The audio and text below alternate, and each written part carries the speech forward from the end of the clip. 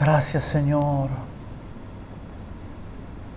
Padre, queremos agradecerte por este tiempo que dedicamos no solo a la palabra que vamos a compartir, sino lo que hemos oído de la boca de tu siervo, de la boca de tus hijos, ministros de la palabra en la música, la palabra cantada o la palabra predicada. De una manera u otra, sea dada a conocer tu intención y tu verdad. Gracias por estar en este lugar, junto con Romy, junto con Facundo, compartiendo la palabra. Gracias, Señor. Gracias. Gracias porque podemos disfrutar de tu presencia, de tu persona, en nosotros, pero también junto a nuestros hermanos, a través de la distancia, a través de la pantalla, a través de los teléfonos, que nada nos impida disfrutar de este tiempo. Tiempos compactos, tiempos cortos, tiempos puntuales, pero que nada nos impida disfrutar de estos tiempos. Aleluya. Te adoramos, Señor, te adoramos. Se anima a adorar al Señor conmigo allí, si está en su casa, en su cama, si usted está mirando esta transmisión, aún sin haberse levantado de la cama, en el lugar donde usted esté. Nos gozamos el solo hecho de estar conectados, juntos en unidad, como una congregación santa, como una nación escogida, como una nación adquirida, como un linaje escogido por Dios. Eso somos.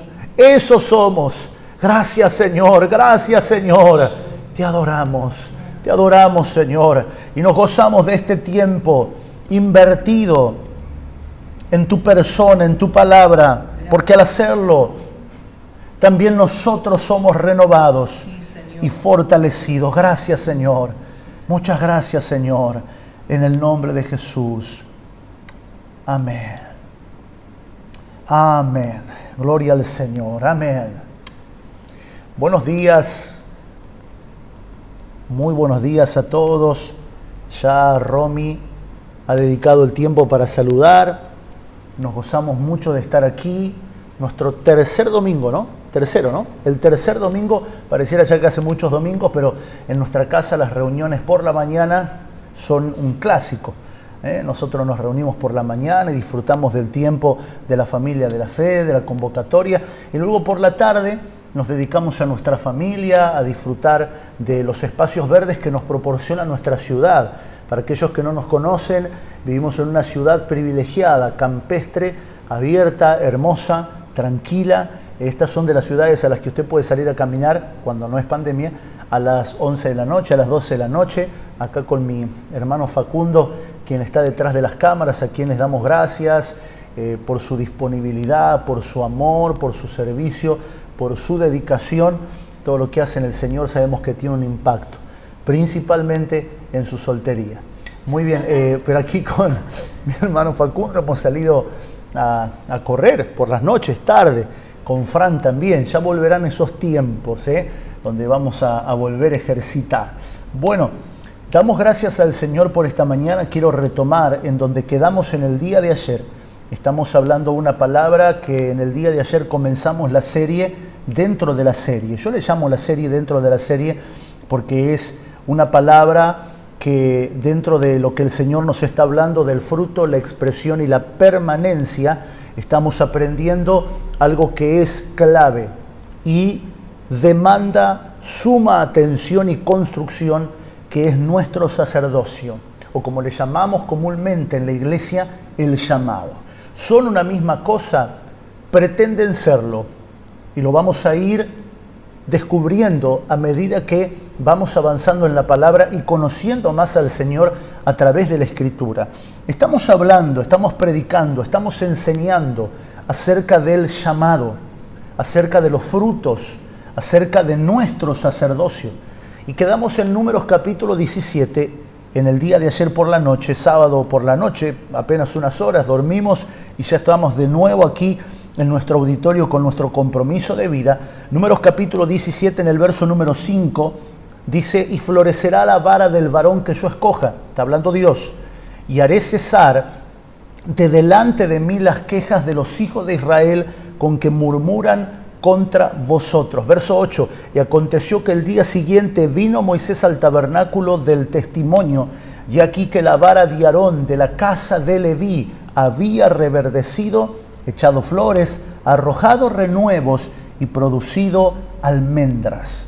Ahora, habíamos aprendido y estamos observando de que la manera que Dios tuvo no de sofocar una rebelión, sino de mostrar su elección a los rebeldes que se levantaban constantemente, porque la rebelión de Coré, el Números capítulo 16, que por lo cual ocurre en Números capítulo número 17, la rebelión de Coré fue lo que pasaba a diario, solamente que esta vez Coré se había alzado con algunos otros cientos y príncipes de las tribus. Entonces, como había muchas tribus, había rivalidad, había envidia, porque el pueblo de Israel no es el pueblo que a veces nos pintan a nosotros, que vivían todos felices. Había entre ellos rivalidad, envidia. Coré fue uno de los que expresó la opinión populista de decir por qué Dios tiene que hablar solo por medio de Moisés. ¿Por qué Dios tiene que hablar solo por medio de Moisés? ¿Por qué no a través de nosotros? Entonces Dios pide que cada jefe de la tribu traiga algo que usaban siempre,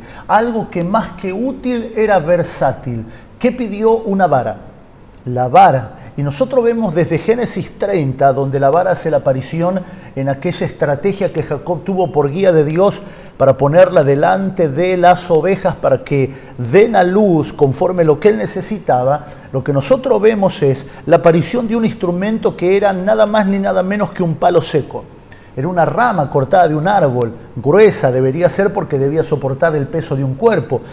Y era más versátil que útil porque te ayudaba desde guiar un animal, apoyarte para caminar, o podía transformarse en lo que fue la vara en las manos de Moisés. Pero todos los pastores tenían una vara. Era una herramienta más versátil que útil, porque era un palo seco que podías encontrarlo en cualquier lado y podía ser de cualquier árbol. De hecho, que ni sabías de qué árbol era.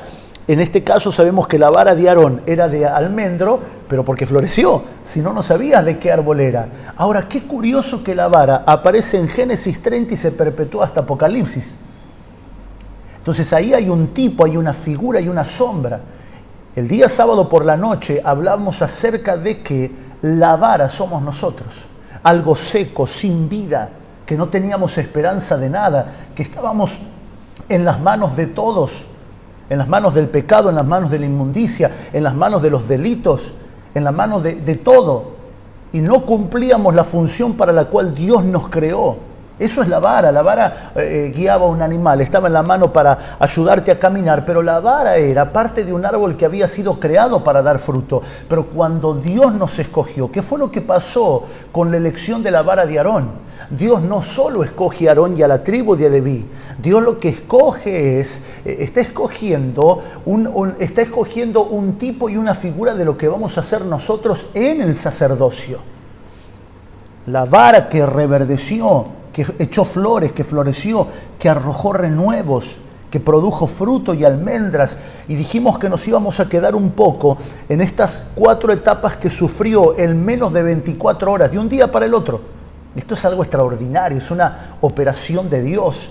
Y así es el poder de Dios que puede transformarnos. Un día podemos estar secos y al otro día estamos dando frutos.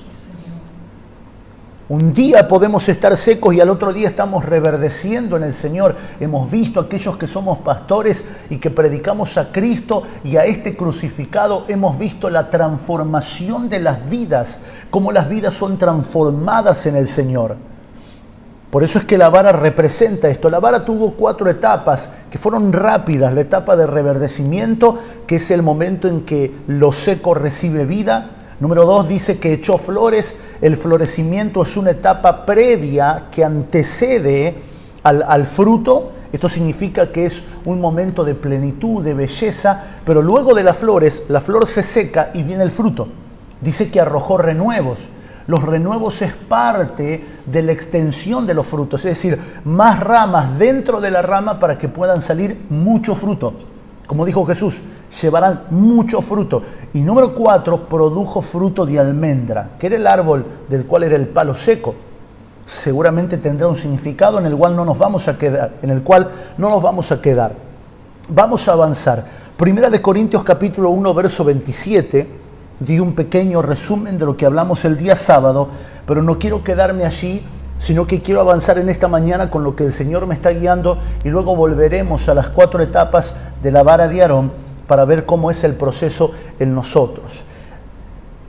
Primera de Corintios capítulo 1, verso 27, dice que lo necio del mundo escogió Dios para avergonzar a los sabios, y que lo débil del mundo escogió Dios para avergonzar a lo fuerte, y lo vil del mundo y lo menospreciado escogió Dios, y lo que no es, para deshacer lo que es, a fin o con el fin de que nadie se jacte en su presencia. Esa es la vara.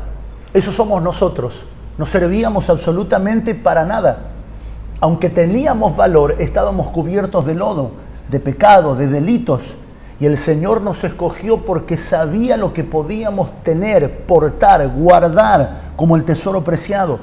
Dios toma de lo que no es y produce algo glorioso. Por eso quien se basa en sus capacidades para decir que Dios no lo llamó o que no puede ejercer un sacerdocio, que es un servicio. Sacerdocio es sinónimo de servicio. En realidad no está viendo el cuadro completo. Quien se basa en sus capacidades, no, yo no sé hablar, no, es que todo lo que yo hago mal, todo lo que toco rompo. Nunca te bases en tus capacidades para decir lo que Dios puede o no puede hacer. Porque lo vil Él escogió, lo menospreciado Él escogió, para que en su presencia nadie se jacte, para que todo el poder sea del Señor. Este es el lugar donde el sacerdocio comienza, en la vara de Aarón. La vara de Aarón nos muestra que el Señor eligió un sacerdocio. Y esa es la sombra de lo que luego sería por medio de Cristo. Hoy nosotros, al tener a Cristo, al tener al sacerdote por excelencia, según el orden no de lo que pasó en Aarón, porque lo de Aarón tendremos que resolverlo, lo vamos a resolver en esta serie. Vamos a ver qué cosas de Aarón están vigentes hoy y qué cosas no. Porque nosotros no somos sacerdotes. Cristo no fue sacerdote según el orden de Aarón, sino según el orden de Melquisedec. Vamos a Salmos capítulo 110, y aquí nos vamos a quedar un momento para ver el sacerdocio según el orden de Melquisedec, y por qué comenzamos a ver el sacerdocio según Aarón, para ver el inicio, para ver que todo tiene un inicio, pero los inicios no son para quedarse ahí. Dios nos muestra cosas según el sacerdocio de Aarón, pero son para sombra, para figura. Dios no nos llamó en este tiempo para estar con un shofar en la mano. Dios no nos llamó en este tiempo para ver de que la vestidura es lo que a mí me hace pastor. Yo me pongo saco y corbata, mi esposa que está acá lo sabe porque disfruto de vestirme con saco y corbata, pero no es una vestidura de sacerdote, aunque por supuesto que estaría mal que aparezca de short o de pijamas. Obviamente tenemos una conciencia normal, pero no son las vestiduras que funcionan en nosotros dándonos el sacerdocio como funcionó en Aarón. Salmos capítulo 110, verso 1. Dice David escribiendo este salmo: Jehová dijo a mi Señor. La palabra original para Jehová allí es Yahweh, o Dios. Dios dijo a mi Señor. David reconocía que tenía un Señor: siéntate a mi diestra hasta que ponga tus enemigos por estrado de tus pies. Jehová enviará desde Sión, ¿la qué? La vara de tu poder. Domina el medio de tus enemigos. El pueblo se te ofrecerá voluntariamente en el día de tu poder. En la hermosura de la santidad. En nuestro altar familiar estamos aprendiendo, o aprendimos esta semana, y vamos a seguir aprendiendo, acerca de qué significa el día del Señor. ¿De qué se trata el día? Y acá dice: el pueblo se te ofrecerá voluntariamente en el día de tu poder, en la hermosura de la santidad. Desde el seno de la aurora tú tienes el rocío de tu juventud o de tu fuerza. Juró Jehová, verso 4, y no se arrepentirá, tú eres sacerdote para siempre, según el orden de Melquisedec. Vamos por parte. En el verso 1, David dice que él ve, porque los salmos son una apertura a lo eterno. Los salmos no son poéticos, los salmos son proféticos. Y cuidado de que a lo que llamamos profético no tiene el tenor de lo que nosotros entendemos por profecía. La profecía personal y a veces esa, no quiero decir parafernalia, pero ese asunto que montamos creyendo que es profecía. Cuidemos cuando las palabras son ubicadas en tiempo, lugar y forma. Los salmos no son poéticos, son proféticos. Precisamos una teología reformada, entendiendo de que Dios no permitiría solamente poesía, sino de que hay un grado de profecía, hay un grado de eternidad en los salmos. Y David, mientras él está cantando, en su canto dice que ve a Dios decirle a su Señor, a Cristo, al Hijo: siéntate a mi diestra hasta que ponga a los enemigos como estrado de tus pies. Ahora, noten esto, a Jesús le llamaron el Hijo de David, pero David en el Salmo le llama Señor. ¿Cómo Jesús podía ser hijo de David si en el Salmo David le dice que es su Señor? Pareciera una contradicción bíblica. Claro, lo que pasa que en la carne Jesús provino del linaje de David, pero lo que realmente era Jesús, el Verbo, el Cristo, era antes que David y mayor que David. Por eso es que David en el Salmo no lo ve como diciendo: ay, voy a tener en mi descendencia al Mesías, al niño Jesús. Por eso cuando nosotros nos quedamos con el Jesús sin emigrar a Cristo, corremos un peligro de siempre estar dependiendo de un amuleto o de un pastor que me diga en el nombre de Jesús o que me hable de Jesús, y nunca llegar a ejercer el sacerdocio por medio del cual se me dio en mí al sacerdote por excelencia. David le llama Señor, mi Señor. Y David también habla aquí de la vara, que dijimos que son las varas nosotros. David dice: Jehová enviará desde Sión, que en otras palabras es desde su presencia, desde su voluntad. ¿Qué era Sión para los judíos? Me voy a tomar un tiempo para expresarlo, porque si bien Sión era un monte, cuando los judíos hablaban de la palabra Sión, en el hebreo la palabra Sión significa lugar donde no hay ambigüedad, lugar donde no hay dos opiniones juntas. ¿Por qué los salmistas constantemente oraban por Sión y pedían a Sión? Porque si bien Sión era un monte precioso, Sión era un ambiente donde Dios hablaba y lo que Dios decía prevalecía. Esto es como cuando usted y yo ingresamos a ámbitos de oración y la oración se vuelve un órgano de identificación y la oración identifica: esto es. Y no hay segundas tintas, no hay segundas opiniones, no hay un Facu, ¿a vos qué te parece? ¿Será de Dios o no será de Dios? Pastor, ¿usted qué me dice? ¿Será de Dios o no será de Dios? No, Dios me dijo en la oración, yo lo vi. Eso significa Sión. Entonces dice David: Jehová desde su opinión, desde su voluntad, enviará su vara. Y es la vara de tu poder. Cristo en nosotros, la esperanza de gloria para el mundo. El sacerdocio que nosotros ejercemos tiene razón de ser sacerdocio porque tenemos al sacerdote, al sumo sacerdote en nosotros. O sea, usted puede servir, usted y yo podemos responder al llamado del Señor, usted y yo podemos lograr cosas portentosas y gloriosas por causa de Cristo en nosotros que nos guía y que día a día nos rendimos a su voluntad. Por eso dice: domina en medio de tus enemigos. Hermano, el diablo no se sujeta delante de mí porque yo haya hecho una materia de demonología. El diablo se sujeta porque en mí está la autoridad del poder. Yo soy la vara de Dios. Entiéndase el tipo y la sombra. Yo soy la vara de Dios en esta tierra. Por eso dice que el pueblo se te ofrecerá voluntariamente en el día de tu poder. El día del poder de Dios es el día de la manifestación de Cristo. ¿Cuándo es ese día? Hoy. Dígalo conmigo, es hoy. Es hoy. En la hermosura de la santidad, desde el seno de la... Esta descripción es poética, pero no deja de ser profética. Dice: en el seno, desde el seno de la aurora tienes tú el rocío de tu juventud. No sé si tenés la versión NBI para poder descifrar un poco más el verso número 3 del capítulo 110 de Salmo. Y ahí dice en el verso número 4: Jehová juró. ¿Sabe que la palabra juramento, junto con la palabra promesa y pacto, son las tres palabras más importantes en la Escritura? Tres palabras que deberíamos estudiar y conocer al dedillo. La palabra juramento, la palabra pacto y la palabra promesa. La palabra juramento es una palabra que el hebreo usaba y que tenía tal perfección y tal responsabilidad que quien juraba ponía en juego su persona y la de su familia. Es decir, que cuando Dios jura, Dios pone en riesgo su trono. Eso significaba el juramento para los judíos. Por eso es que dice, no jurarás. Y nosotros debemos aprender el significado, porque el juramento, la palabra del hombre, poco vale.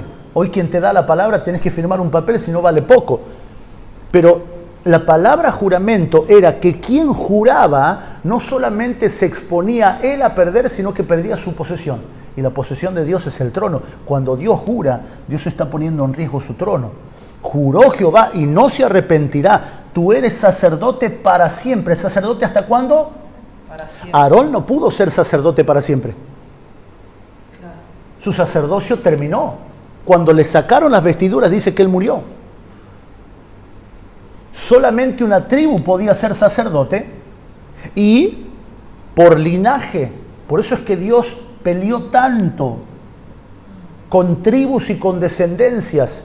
Usted sabe, en el tiempo de Samuel, los hijos de aquel sacerdote que fornicaban con las porteras en la puerta del tabernáculo, se perdió la visión de Dios, se perdió el respeto. ¿Por qué? Porque si bien se escogía una tribu, Dios estaba atado a esa tribu. Dios estaba atado. Lo que Dios anhelaba era el sacerdocio de Cristo, del Hijo. Estas son cosas que deberemos resolver en nuestro sacerdocio, en el nuevo pacto. Nosotros debemos resolver. Estas son resoluciones que tenemos que traer en el ejercicio de nuestro sacerdocio. Tenemos el verso 3. ¿Cómo dice el verso 3? Tus tropas están dispuestas el día de la batalla, ordenadas en santa majestad. De las entrañas de la aurora recibirás el rocío de tu juventud. ¡Wow! Más poético todavía. Desde las entrañas de la aurora recibirás el rocío de tu juventud, joven, siempre joven, fuerte, siempre fuerte, vigente, siempre vigente. Si hay un momento de plenitud en la vida de este cuerpo de carne, es la juventud. Nosotros los que ya tenemos 43, que vamos más para la adultez que para la juventud. Yo veo a los muchachos jugar a la pelota y a veces le digo a mi esposa, lo que me gustaría tener el cuerpo que tenía cuando tenía 20 años, la elongación, la juventud, la frescura. Por eso es que ninguno tenga en poco tu juventud, pero sé ejemplo. Así es. En los días de tu juventud, acuérdate del que te creó antes de que vengan los días malos, que no tiene que ver con que vas a vivir mal, sino que ya el cuerpo se desgasta, la mente se desgasta, no tenemos la misma frescura que teníamos antes. La importancia de ver en Cristo lo nuevo, siempre nuevo, constantemente nuevo. Lo fuerte, siempre fuerte, constantemente fuerte. Por eso es que David muestra en esto la perspectiva eterna. Eres sacerdote para siempre, según el orden de Melquisedec. Y aquí me quiero quedar un momento porque vamos a ir tocando algunos puntos acerca del orden de Melquisedec. El orden de Melquisedec. Vamos a Hebreos capítulo 7, por favor. Vamos a Hebreos capítulo número 7, en el verso número 11. Dice, si pues la perfección fuera por el sacerdocio levítico, porque bajo él recibió el pueblo la ley, bajo el sacerdocio levítico, ¿qué necesidad habría aún de que se levantase otro sacerdote, según el orden de Melquisedec, y que no fuese llamado según el orden de Aarón? Porque cambiado el sacerdocio, recuerde esta palabra, cambio de sacerdocio. A ver, levante su mano y diga, he tenido un cambio de sacerdocio. Porque nosotros a veces queremos seguir viviendo según el orden de Aarón. No, los que tienen que ser pastores son los hijos del pastor. Y está bien, puede pasar en algún momento. No, los que tienen que servir son los que vienen de cuna cristiana, son los que vienen de familia cristiana. Ese es el sacerdocio según Aarón. Es una de las cosas que creemos que es por linaje. Por eso esta generación es una generación de sacerdotes que quizás no ha tenido ni padre ni madre que sean cristianos, quizás no han tenido familias cristianas, crecieron entre cardos, crecieron entre espinas, pero dieron frutos porque fueron elegidos como la vara seca, como el palo versátil y seco que Dios escogió para que sean sacerdotes. Aleluya. Porque cambiado el sacerdocio, necesario es que haya también cambio de ley, y que aquel de quien se dice esto es de otra tribu, de la cual nadie sirvió al altar. Porque manifiesto es que nuestro Señor vino de la tribu de Judá, de la cual nada habló Moisés tocante al sacerdocio, porque el sacerdocio era de la tribu de Leví.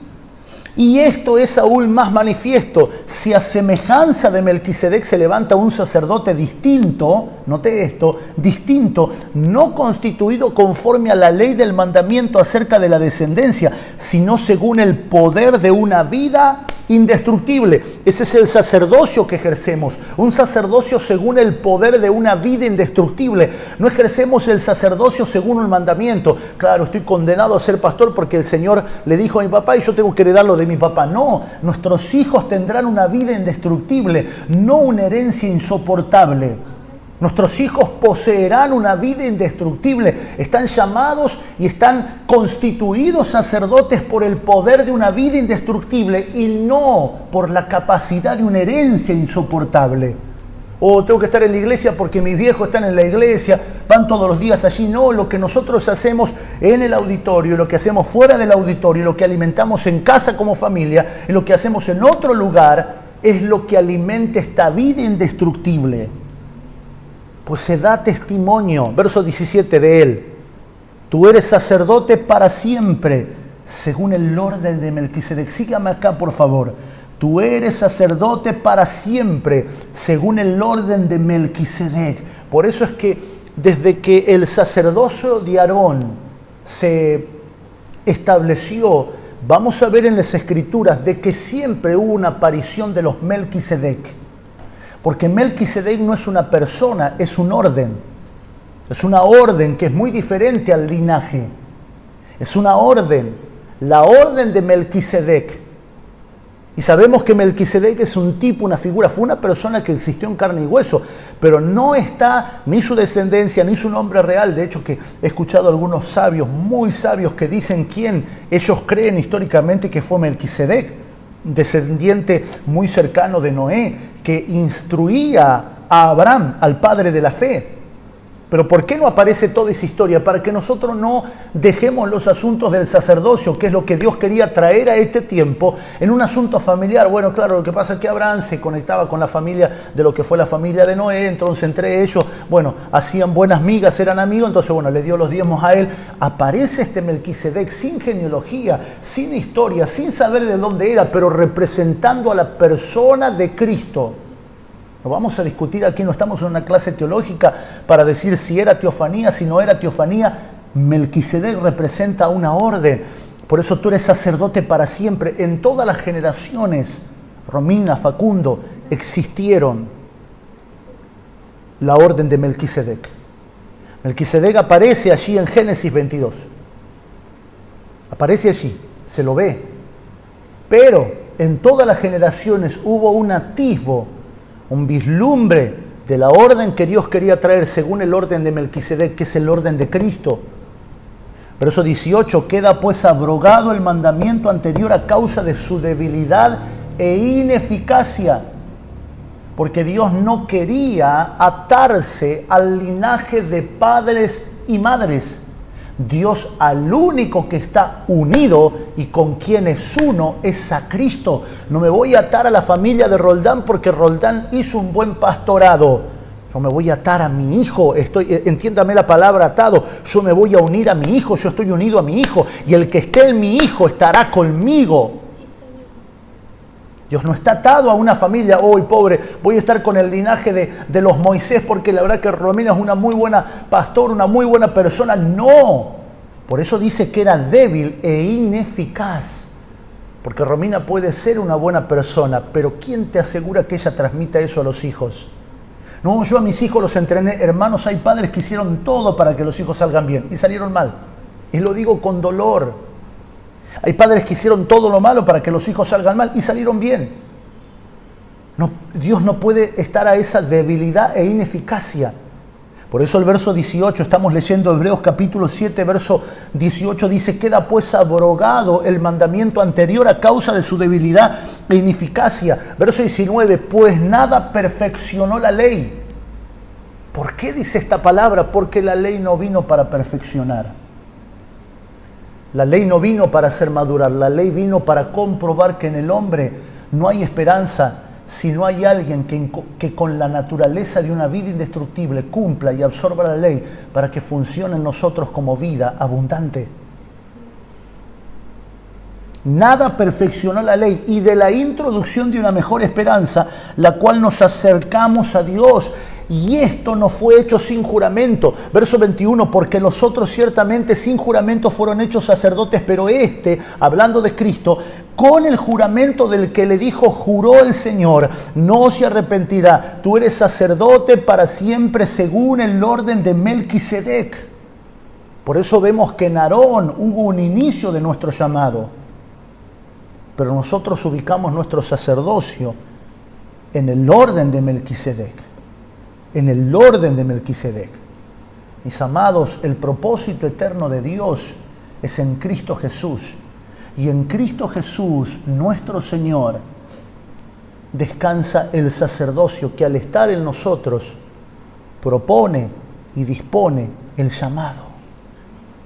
El propósito de Dios como asunto final no son los apóstoles, no son los profetas, ni pastores, ni maestros. El propósito de Dios como asunto final y puntual, consumado, es Cristo. Y Él es sumo sacerdote. Cristo no está ejerciendo solo la función de apóstol. Cristo es el espíritu de la profecía. Cristo es el maestro cuando estuvo en la tierra, hoy que está en nosotros a través del Espíritu Santo. Cristo es el apóstol por excelencia, pero muchas veces nosotros hemos exacerbado la figura del apóstol, y hablo con toda libertad porque respeto, honro, amo y camino con apóstoles de Jesucristo. Hemos exacerbado la figura del apóstol, la figura de las gracias, y ellos son sacerdotes reales con una función, pero no es el propósito final. Por eso muchas personas se han desenfocado cuando se han puesto a mirar más el hecho de si serán apóstoles, seré profeta, pero si el Señor me llama, yo no estoy como para profeta. Yo no tengo llamado ni a maestro, ni a apóstol, ni a profeta, ni a pastor, ni evangelista, así que yo estoy libre. A mí déjeme en la puerta nomás, yo con eso me arreglo. Y hemos menospreciado el sacerdocio que portamos, el sacerdocio que tenemos en el sumo sacerdote que es Cristo. Claro, por lo tanto hemos exacerbado la figura del apóstol y de las gracias, y ellos son sacerdotes reales con una función, pero el propósito final de Dios no es el profeta ni el apóstol. Nos hemos enfocado en las gracias ministeriales como el fin. Entonces le rendimos pleitesía al profeta, pero ellos están para edificar y perfeccionar, no para mostrarte la figura de un lugar al donde usted tiene que llegar. Si usted tiene el llamado a una función de las gracias ministeriales, llámese pastor, profeta, maestro, apóstol o evangelista, gloria a Dios. Y si usted puede ver alguna persona de modelo, gloria al Señor, pero ese no es el fin. Le estoy hablando hoy a toda la iglesia de Cristo. Es más, estoy hablando más a nuestra casa que a todos los demás, pero entendemos que esta palabra impacta de manera global también. El sacerdocio real. Ni apóstoles, ni profetas, ni pastores, ni maestros son la finalidad, sino que el ministerio de todo creyente es recobrar el sacerdocio real. El sacerdocio podríamos llamarlo, Romy, universal. Quiero tocar, ya no voy a tocar más nada porque estoy en el tiempo justo. Una pena los límites que nos ponen estos vivos, esta virtualidad. Un sacerdote es aquel que puede acortar las distancias entre Dios y el hombre. Ese es un sacerdote. No estoy siendo simplista, sino que estoy siendo sencillo. Y en la sencillez hay más profundidad de lo que parece. ¿Quién es un sacerdote? Pastor, un sacerdote es el que elimina la distancia que hay entre Dios y el hombre. A eso fuimos llamados. Cristo no aparecerá en las nubes si nosotros no logramos que aparezca en esta nube. esta nube de testigos que hay hoy en la tierra. No pidamos señales en el cielo, ni señales en la tierra, porque la señal más fidedigna y verdadera que hay es aquella que nosotros mostramos en aquello que nosotros hacemos. Quiero orar por todos nuestros hermanos que están conectados y declarar que el Señor te ha llamado y el Señor te ha escogido, no por tu capacidad, no porque naciste en cuna cristiana, en cuna mundana, o porque te libró de la droga, o porque te trajo del mundo. El Señor te ha llamado porque Dios llama a su Hijo en ti. Dios te ha llamado porque Él sabe lo que depositó en estos vasos de barro. Y desde allí es que el Señor quiere obrar. Pero debemos ser esos vasos de barro que contienen un precioso tesoro. El barro que en las manos del profeta se rompió y Dios pudo darle la forma que quería. Porque mientras eres barro no hay problema. Si te rompes siendo barro, no hay problema. Dios puede tomarte y ponerte nuevamente en la rueda y hacer a su forma y a su gusto. Pero el problema es cuando ya nos volvemos piedra dura y nos quebramos. No hay manera de juntarnos. Aleluya. Señor, me uno a mis hermanos en diferentes lugares, orando con ellos y orando por ellos, para que esta palabra sea alumbrada en nuestra vida y en todo nuestro ser, declarando y confesando que esta palabra los alcanza, que esta palabra nos marca. En el nombre de Jesús. Gracias, Señor. Nos volvemos barros para que tú puedas moldearnos. Ahí donde estás, en tu casa, te invito a que puedas cerrar tus ojos y que puedas permitirle al Espíritu Santo que trabaje en lo profundo de nuestro interior. Señor, entiendo que si hemos recibido esta palabra no es por casualidad. Sí, Señor. Estamos profundizando en aquellos misterios y queremos que a través de tu palabra nuestros ojos sean abiertos. Señor, alumbra con tu palabra nuestro entendimiento para ver. Señor, gracias, porque puedo percibir que tu palabra nos hace moldeables. Señor, toda rigidez que hay en nosotros hoy sea cambiada por ese barro, Señor. Sí, Kamasoro Kamanto Romasaya. Sí, Señor, sí, Señor. Sí, Señor, gracias, porque tu palabra es clara en nosotros. Sí, Señor. Gracias porque tu llamado es irrevocable y nos está llamando con amor eterno y con amor de Padre. Gracias, Señor, porque esta mañana podemos recibir esta palabra y tenemos la confianza de que según el poder que actúa en nosotros podremos andar en esta palabra. En el nombre de Jesús. Amén. Amén. Gloria al Señor. Hermanos, gracias por este tiempo donde podemos, por lo menos tener este tiempo limitado, pero un tiempo bien aprovechado. Sí. Gracias por estar conectado, por estar del otro lado. Te invitamos a que mañana y durante toda esta semana puedas recibir el altar, la palabra, estar más que nunca vinculados en el Espíritu. Que tengas una excelente jornada. Oramos por las horas que restan de este día y te invito que así como está en tu corazón y tenés el testimonio para dar, puedas hacerlo junto con tu familia, puedas hacerlo ahí donde estás en tu casa. Sé que cada uno, como propuso en su corazón, da de manera generosa, porque Esa es nuestra naturaleza, la de la generosidad. Así que te invito a que podamos consagrar las horas que restan de este domingo para que podamos darle gloria, honra a su nombre en todo lo que hacemos.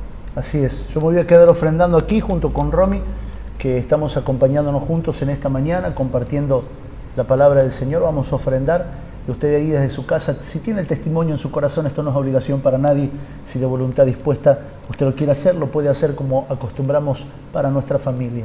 Gracias y paz a todos, tengan una excelente tarde junto a la familia de la fe, conectados, y también a la familia que tiene allí en su casa por teléfono, a la distancia, con sus hijos. Gracias y paz a todos. Chao, nos vemos en la semana.